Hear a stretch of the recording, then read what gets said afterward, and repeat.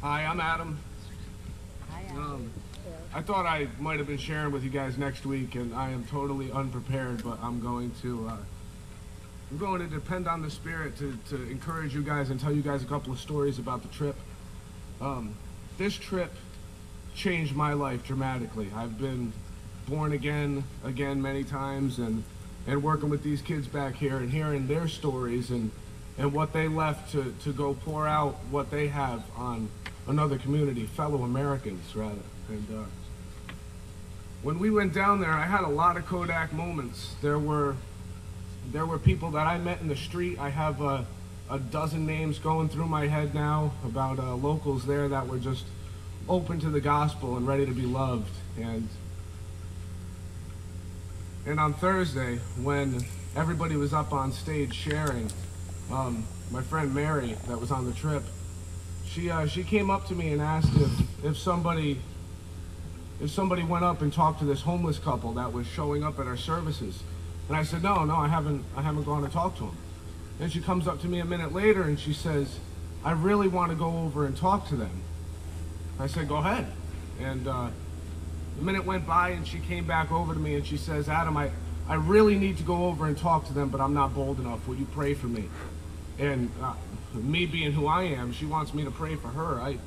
I prayed for a few seconds and God picked me up by my shirt and I looked at Mary and I said, I'm going to talk to them. And I went over and I talked to Chuck, and Chuck is this really grisly looking white guy. They're both living in an abandoned building, crawling in through a broken window at night, no plumbing, no electricity, no nothing. And God is just drawing them into the church services we had. And I go over and I'm talking to Chuck, and little do I know, Mary's right on my heels. I don't even know. I'm just shooting over to Chuck. And Chuck is telling me how God is sending him signs the last couple of weeks, and his head is spinning over. He doesn't know what to think. He accepted the Spirit of God, and then battles are going on. He doesn't know what to do with it. And I share a couple of stories about my life and my testimony, which is, you know, I'm only 25, but I was a prodigal, and I walked away for a while around their age, and just took the wrong road, and now I'm back. But I'm talking to Chuck, and as I'm telling Chuck a couple of stories, he's fired up. He wants it. I give him my Bible, and as I'm ready to pray with Chuck, I realize that Mary is just 5 or 10 feet behind me, and his girlfriend Renessa is accepting the Lord. 100 feet behind the stage that everybody's up sharing at. I felt the ground shake. It was one of the biggest highlights of my week to see people come and accept God.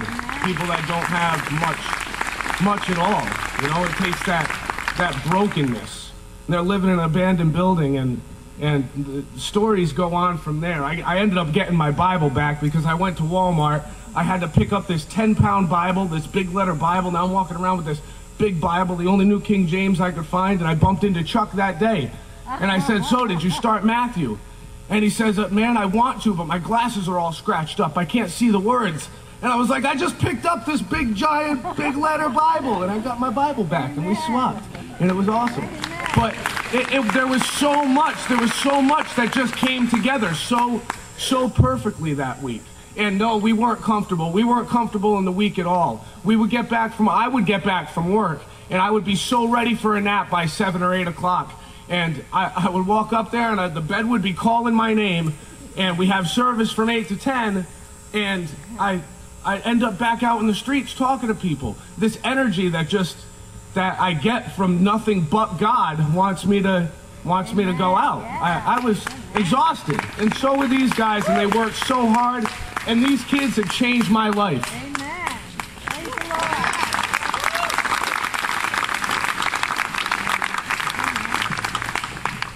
I'm Amber, and this trip really changed my life. Like, I've been a Christian my whole life, but seeing all the kids there and them worshiping God the way they did, raising their hands up, it just made me want to be closer to God so much more. And I just felt like God was calling me to go up for prayer the first night. And when I did, it was just amazing. Like the feeling that was going through me, and I felt so much closer to God by the end of the trip. And I thank him so much for blessing me with this trip and blessing me with all the new friends that I made on this trip. Amen.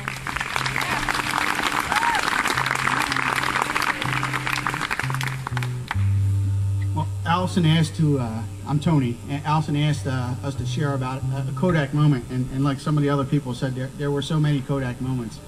For me, I'd have to say that the Kodak moment, Adam was talking about the two people who got saved, Chuck and Renessa, and my Kodak moment, was we were at the concert. This was the last night we were there, and now this is after a week of being in Poison Ivy and Poopy Rivers. We went up mountains where bears have taken trash. We did all sorts of things, and there was not one kid that ever complained about anything they were asked to do. None. It was unbelievable. But this night at the concert, I'm looking around, I'm keeping a head count of the kids, and I look and where's my Adam at? He's across the street. And Adam, Malcine, right here, right there.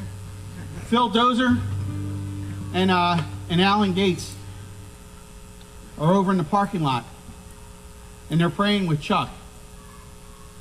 It wasn't just about the ministry to the people of West Virginia.